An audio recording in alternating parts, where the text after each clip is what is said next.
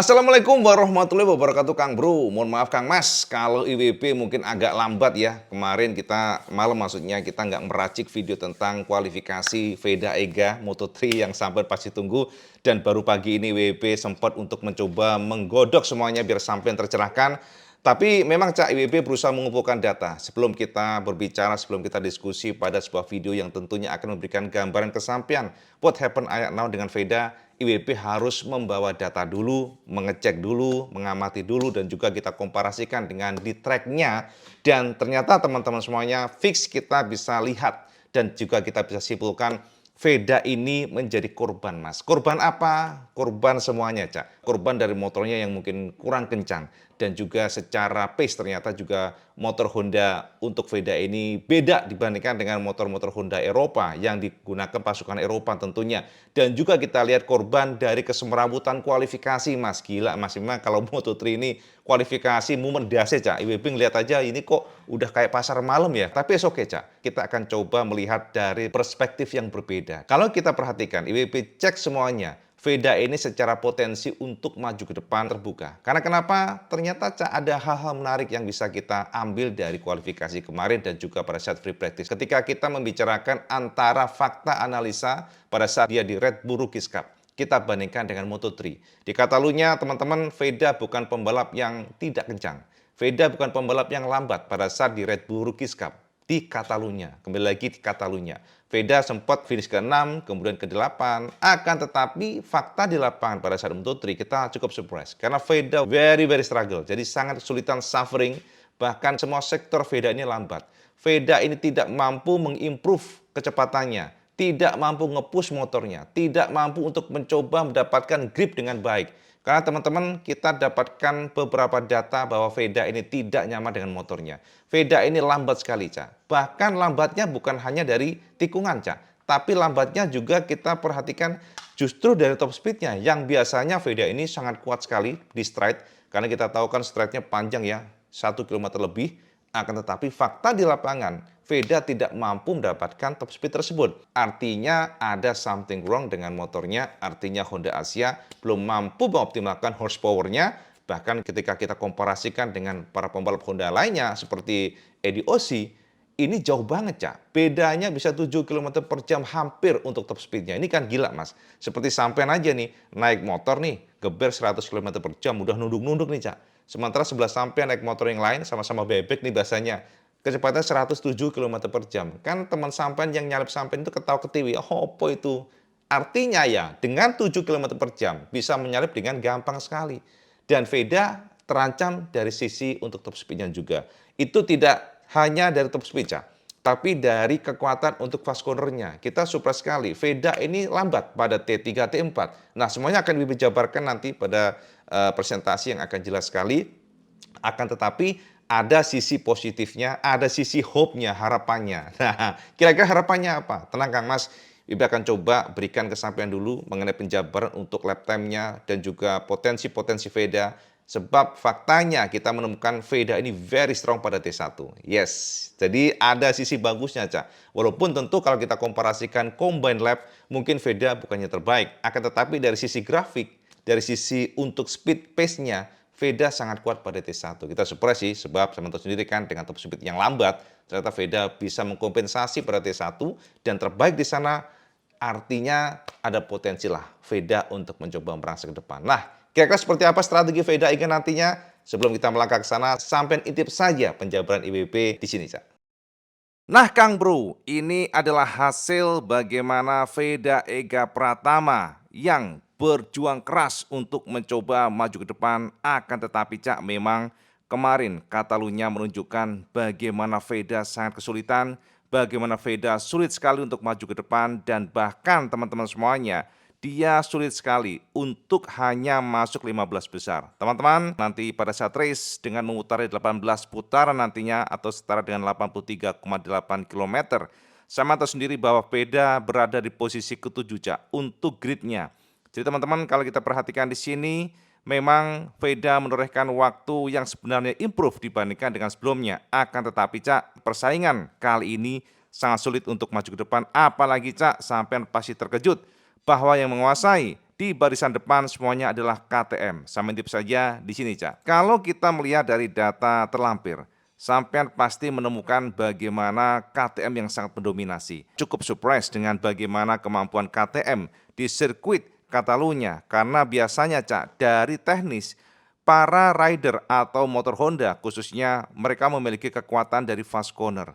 Akan tetapi ternyata Catalunya kemarin menunjukkan bahwa KTM improve luar biasa dari sisi fast corner, dari sisi stop and go-nya, bahkan juga teman-teman untuk top speed-nya kita bisa pastikan KTM mampu jabanin mesin Honda. Dan teman-teman bisa lihat bagaimana Valentine Perone yang menguasai ya teman-teman semuanya. Dan di sini Red Bull KTM Test3 ini menorehkan waktu yang sangat tajam dengan 1 menit 46,679 detik. Dan kita lihat juga kedua adalah David Munoz dengan mesin KTM pula dengan waktu yang juga sangat mepet. Sementara ketiga adalah Brian O'Riordan dan keempat Almansa, kemudian kelima Morelli. Teman-teman, ini menunjukkan sekali lagi bagaimana dominasi KTM dan bagaimana susahnya pasukan Honda untuk hanya masuk 3 besar. Dan kelihatan di sini Jesus Reyes, teman-teman, menggunakan mesin Honda menjadi pembalap Honda terbaik. Dan bahkan kalau kita perhatikan, sekelas Adrian Fernandez dari Lopat Racing aja kesulitan dan hanya mampu nangkring start di posisi ke-9. Hanya mampu bermain di 1 menit 47,007 detik. Ini adalah gambaran ke kita bagaimana kuatnya mesin KTM dan bagaimana perjuangan dari para pasukan Honda. Dan bisa lihat juga bagaimana Hakim Danis yang menguasai di awal pada hari pertama pun hanya mampu start di posisi ke-10. Kembali lagi, ini adalah bukti persaingan yang sangat kuat dan juga ketajaman dari para pembalap Eropa. Nah, teman-teman, sekarang kita intip bagaimana dengan Veda. Kalau kita lihat Veda di sini mungkin di posisi ke-21 Cahaya untuk startnya. Tapi kita dapatkan update bahwa Veda akan start di posisi 20 karena ada salah satu pembalap yang dikenakan penalti, Cak ya. Tapi IWP nggak akan bahas yang dalam mengenai itu. Akan tetapi IWP coba akan mengintip bagaimana lap time dari Veda. Nah, teman-teman, karena ini sedikit acak, akan tetapi bisa sama intip bagaimana sebenarnya Veda Ega Pratama ini. Secara lap time sebenarnya nggak buruk sama sekali. Di masa lalu di 2025 walaupun dengan mesin yang beda, Veda menorehkan waktu di kisaran 1 menit 48. Sementara sekarang dengan mesin Honda improve ya di Moto3 dengan 1 menit 47,636 detik. Artinya ada improve walaupun tentu nggak apple to apple, Cak. Karena ini adalah mesin yang berbeda, motor yang berbeda. Tapi dari sini setidaknya kita jadi paham bahwa Veda ini sebenarnya improve banyak. Dan jika kita lihat dari lap time-nya, Cak, Veda bermain di 1 menit 47,636 detik. Sementara jika kita lihat dari pembalap tercepat adalah Perone bermain di angka 1 menit 46,679 detik. Artinya Veda terpaut 1 detik. Ya, ini memang jauh, Cak ya. 1 detik itu adalah gap yang luar biasa. Karena Veda nggak lolos pada Q2 dan itu membuat Veda secara lap time sebenarnya bisa dibandingkan dengan para pembalap di depannya. Intip saja di sini, Cak ya. Veda yang menorehkan waktu ini ternyata juga lebih cepat bahkan dibandingkan dengan Yamanaka di sini, Cak, ataupun Pini, Cak. Walaupun Pini untuk di hari paginya pada saat berjibaku dengan Q1 maksudnya, Pini berhasil menumbangkan Veda, tapi pada saat setelahnya ternyata Pini untuk Q2 maksudnya, ternyata Pini nggak mampu mengimprove waktunya dan bahkan cenderung melorot. Kita lihat di sini Pini menorehkan waktu 1 menit 47,718 detik, yang artinya lebih bagus Veda pada saat kita komparasikan untuk lap time-nya. Kok bisa Veda di belakang saat IWP? Karena itu tadi Veda tidak lolos untuk ke Q2 dan itu membuat lap time-nya ngelok di situ karena Veda kalah dari Pini pada saat Q1, maka akhirnya bisa dipastikan Pinilah yang melaju ke Q2. Jadi kalau kita lihat di sini Veda menorehkan waktu terbaik 1 menit 47,636 detik, Cak, dan Pini lebih baik pula di sini.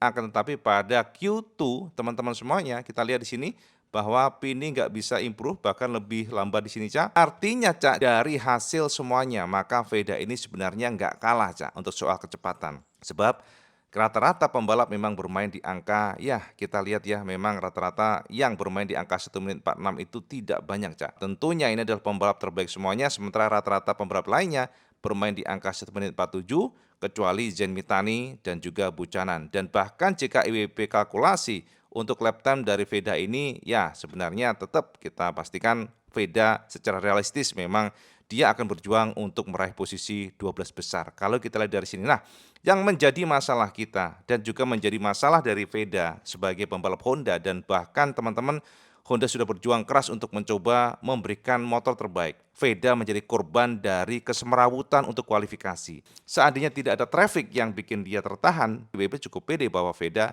setidaknya bisa masuk ke 15 besar untuk kualifikasi. Itu yang IWB analisa. IWB juga fokus. Setelah dari lap time ini dan juga kita mengamati dari bagaimana Veda mencoba untuk merangsek ke depan tapi gagal, Mas. IWB katakan bukan karena Vedanya. IWB cukup pede di sini sebab kita juga mendapatkan informasi feeling dari front end ini kurang bikin rasa pede Veda. Dan itu membuat Veda selalu kesulitan untuk nge-push motornya dan bahkan Cak, nggak hanya dari ini, Mas. Lihat nih ya, nggak hanya dari lap time-nya. Akan tetapi untuk power sekalipun Veda ini termasuk paling buncit, Cak. Kok bisa, Cak, IWB? Nah, teman-teman bisa lihat di sini ya. Ini adalah gambaran untuk top speed bagian kanan ini. Dan Veda bisa kita perhatikan ya, untuk top speed motornya hanya 240,5 km per jam. Eddie Oshie yang menggunakan mesin Honda dan juga Joel Kelso bisa menembus 247,1 km per jam. Ini adalah gambaran yang membuat kita juga berpikir, ada apa nih dengan motor Veda nih, kok bisa parah banget.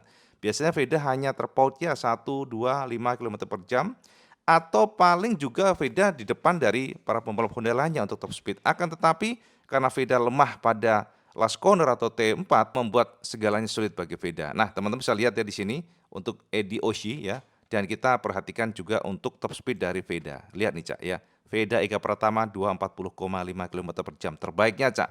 Sementara kita lihat di sini Audi Oshie 247,1 km per jam. Bedanya 7 km per jam hampir, Mas. Ini perbedaan yang sangat signifikan untuk ukuran motor kecil seperti Moto3 bike. Jadi ini adalah gambaran ke kita bagaimana Veda memang harus berjuang keras untuk mencoba mengkompensasi kelemahan motornya di Catalunya ini yang membuat IWB juga surprise. Dari gambaran ini, Cak, kita bisa perhatikan juga dari base parcel time-nya. Ini adalah gambaran yang Q1-nya ya, tapi it's okay, itu buat gambaran kita bagaimana posisi Veda dan bagaimana kekuatan Veda termasuk weakness-nya di mana. Jadi teman-teman kalau kita perhatikan Veda ini ternyata pada T1 atau sektor pertama, Vedanya sangat kuat. Artinya apa? Veda walaupun dengan top speed yang rendah, sebenarnya mampu untuk mengkompensasi dengan gaya lead brake-nya. Itu bisa kita konfirmasi di sini, Cak. Oke, jadi Veda menjadi pembalap terbaik pada T1 pada saat kualifikasi, dan kedua Munoz sementara 3 Carpe. Artinya tidak semua pembalap atau ya rata-rata pembalap Eropa pun tidak mampu mengalahkan Veda pada T1. Akan tetapi pada T2 barulah Veda ini sedikit mundur, tapi tetap secara kalkulasi ranking dia bagus banget. Dan kemudian ke T3 inilah yang menjadi problem karena kita lihat ternyata T3 yang rata-rata adalah fast corner dan juga T4 ini adalah semuanya sessionnya adalah fast corner, Cak. Ternyata Veda mundur dan mundur. Kita lihat di sini Veda hanya nangkring posisi ketujuh terbaik di belakang Munoz, Carpe ya dan lain-lain sebagainya di belakang Ogden. Dan itu pun dilanjutkan pada T4 di mana Veda bahkan di belakang O'Gorman ya dan juga Modley. Teman-teman ini adalah gambaran yang jelas bagi kita semuanya bagaimana posisi Veda. Ini sekali lagi adalah ranking pada saat Q1. Artinya kalau kita komparasikan atau kita gabung dengan hasil untuk per sektornya dengan para pembalap Q2, Veda pasti di belakang dari mereka semuanya. Tapi teman-teman, ini adalah gambaran buat kita. Fokus pada Veda aja. Yang artinya Veda kuat pada T1, T2, tapi lemah pada T3, T4 yang membutuhkan sekali lagi ya stability untuk handling. Sebab T3, T4 rata-rata mengumbar yang namanya stability. Karena fast corner, very fast corner untuk sebelum masuk ke tikungan terakhir, Cak, untuk strike-nya. Akan tetapi, walaupun dengan T4 yang lemah ternyata kita surprise karena Veda T1 bisa kencang. Artinya dengan top speed yang rendah, Veda ternyata bisa hard braking dengan sangat keras dan itu memang kelebihan Veda dari beberapa balapan sebelumnya. Nah, teman-teman, jadi ini gambaran kesampaian bagaimana Veda Ega dan bagaimana juga kita lihat Veda yang sekali lagi harus berjuang keras, harus memutar otak bagaimana bisa untuk mengkompensasi segalanya yang sangat sulit bagi Veda karena start di posisi 20 lumayan di belakang, Cak. Jadi harus berjuang keras untuk menunjukkan kelasnya. Pertanyaannya, mungkinkah Veda bisa merasa ke depan? Nah, jadi ngono Kang Mas ya, penjabaran IWB yang tentunya akan memberikan bayangan kesampaian semuanya bagaimana posisi Veda, bagaimana kesulitan Veda, dan bagaimana pula ternyata horsepower dari motor Veda memang betul-betul kurang, Cak, di Catalunya ini. Nah, sekarang pertanyaan begini, Cak IWB, kok bisa ya pasukan Eropa Hondanya sangat kencang? Kok bisa Veda yang menggunakan motor yang sama, tapi tim yang berbeda, Honda Asia, kok sulit? Itu yang akan kita coba berikan gambaran ke sampean. Jadi gini teman-teman semuanya, motor boleh sama, tapi semua kru yang di belakang ini akan memberikan perbedaan. Nah, IWB pernah nih ngobrol-ngobrol sama Dimas Eki, sama tau kan Dimas Eki, pembalap merah putih sekarang yang juga ada di sana juga ya, maksudnya dia di Harley Davidson, bagger lah ya, balapan menggunakan Harley.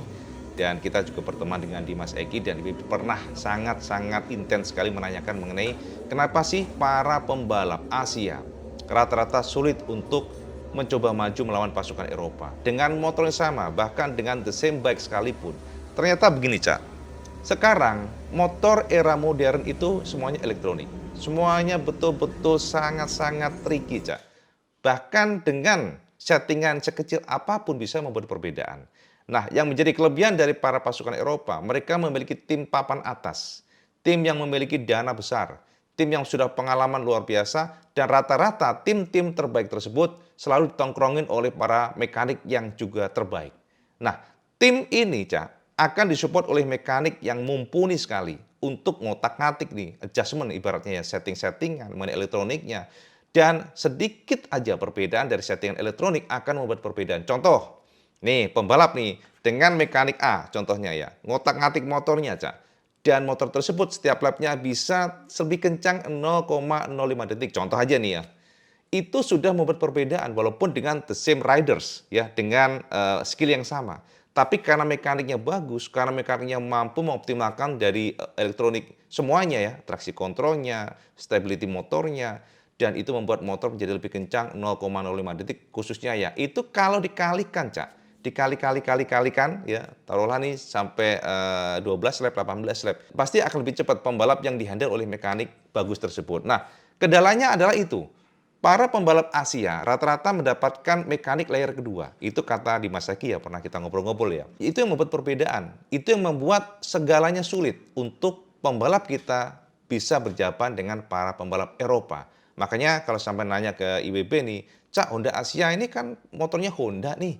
Tapi kenapa sih kok kayaknya ya motor Honda yang ditunggangi beda? Kalau kita komparasikan dengan Leopard Racing, dengan para tim Honda lainnya, kok kelihatannya lebih lambat motornya ya? Kok kayaknya kalah gitu. Nah, itu Cak alasannya. Jadi mekanik, orang di belakang layarnya, itu yang buat perbedaan. Pertanyaannya kenapa kok Honda Asia ataupun ya tim-tim Asia tidak mencoba mendapatkan tim terbaik? Kadang-kadang memang selain dari angka ataupun dari tentunya ya salary yang tinggi dan juga dana atau budget yang mereka miliki, ada nasionalisme yang tinggi di mana para tim yang memiliki mekanik terbaik itu rata-rata dari Spanyol, Italia, dan ya mereka prioritas. Mekanik tersebut sepertinya memprioritaskan untuk ke sana, Cak. Fakta di lapangan ini memang terjadi, Cak. Bagaimana kesulitannya dari tim Asia untuk bisa mengalahkan tim Eropa itu nyaris sangat sulit sekali. Jadi, teman-teman itu mungkin sekilas informasi buat sampean, sekilas gambaran bagaimana di lapangan dan itu adalah jawaban kenapa dengan the same bike ya, dengan Honda NSF 250 RW akan tetapi outputnya berbeda ketika dikomparasikan dengan mungkin ya kayak Adrian Fernandez, Veda yang memiliki limitasi dengan motornya. Ada keterbatasan dengan motornya. Kalau kita lihat ya di Catalunya ini walaupun kemarin-kemarin bagus banget ya nggak kalah lah. Tapi Catalunya ini memiliki karakteristik yang agak berbeda kalau kita perhatikan. Contoh, nggak hanya dari sisi untuk Moto3 aja. Saya perhatikan bagaimana Aprilia dengan Marco Bezzecchi di MotoGP yang juga agak suffering di Catalunya. Nah ini kan kita komparasikan ya, walaupun tentu race berbeda nantinya. Sprint kemarin kan juga kita lihat Marco Bezzecchi problem. Dia turun-turun, drop, di mana secara kalkulasi di atas kertas seharusnya Aprilia very good di sana. Harusnya bagus di sana karena ini adalah sirkuit fast corner yang mana makanannya Aprilia. Akan tetapi ternyata Marco kesulitan dan hanya Raul Fernandez yang bisa melaju ke depan. Dan ya Martin unfortunately dia crash. Itu pun yang terjadi pada Veda. Secara kalkulasi di atas kertas kita sudah share kesamaan kemarin Veda bakal kencang, akan tetapi ternyata faktanya di lapangan berbeda. Ini juga bikin kita surprise. Tapi sisi positifnya Kang Mas ya, Veda secara lap time-nya tidak jauh-jauh banget, Cak. Masih oke lah, Cak ya, 1 detik oke lah ya. Dan kita berharap ya teman-teman, ini kan kompetisi dengan menggunakan ban soft. Kualifikasi itu menggunakan ban lunak. Dan itu pasti berbeda. Walaupun secara feeling seharusnya Veda ini bagus untuk menggunakan ban lunak. Namun faktanya di Catalunya berbeda. dia kayaknya kurang bagus. Tapi kita berharap dengan ban nantinya pada saat race di hari Minggu hari ini, dengan ban berbeda, medium ya teman-teman. Biasanya akan menggunakan ban medium hari ini. Maka kita berharap Veda akan maju ke depan, Veda akan mampu mencoba untuk at least mendobrak 12 besar, atau bagusnya 10 besar sih harapannya. Kita berharap demikian, walaupun sangat sulit sekali karena, posisi 20 startnya Cak. Ini Veda harus bisa start dengan sangat baik, kemudian menggedor masuk T1 karena Veda memiliki sedikit kecepatan di T1. Jadi kalau Veda nanti bisa menggedor ke sana, kemudian mencoba untuk nge-push motornya, memanage bannya, harapan kita step by step Veda bisa mencoba untuk masuk 10 besar. Kita nggak berharap banyak jadinya mengingat pace dari para pembalap. KTM ini sangat kencang sekali. KTM kita lihat improve-nya luar biasa juga di Catalunya ini. Jadi harapan kita sekali lagi Veda mampu mengkompensasi. Jadi teman-teman itu Cak, gambaran bersama semuanya bagaimana kesulitannya Veda, bagaimana problem dari Honda Asia, bagaimana motor dari Honda Asia yang juga kurang kencang pace-nya. Ini adalah tantangan buat Veda. Strategi yang kita harapkan nanti bisa dilakukan oleh Veda adalah langsung attacking, mencoba overtake, itu strateginya.